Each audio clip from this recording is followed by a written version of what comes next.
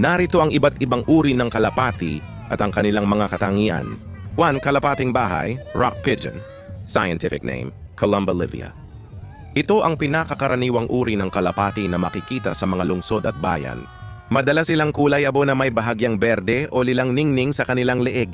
Kilala sila sa kanilang kakayahang bumalik sa kanilang tahanan kahit gaano kalayo ang narating.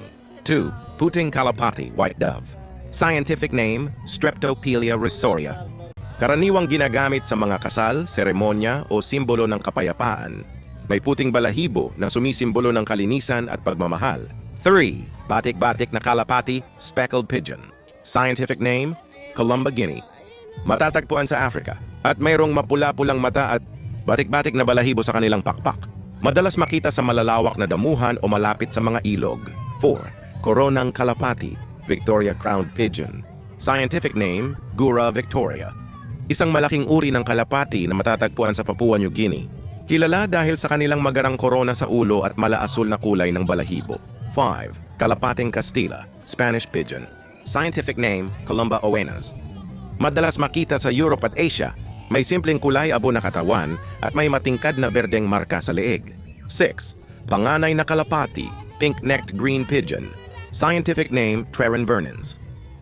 Matatagpuan sa Southeast Asia kabilang ang Pilipinas. Ang mga lalaki ay may makulay na pink na leeg, habang ang mga babae ay kulay berde lamang.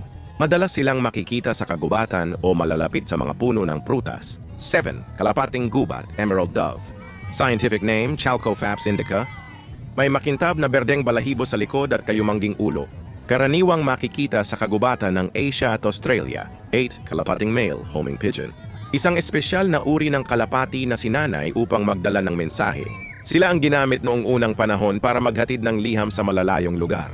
Ang mga kalapati ay may mahalagang papel sa ecosystem at sa kultura ng tao, mula sa pagiging simbolo ng kapayapaan hanggang sa praktikal na gamit tulad ng paghahatid ng mensahe.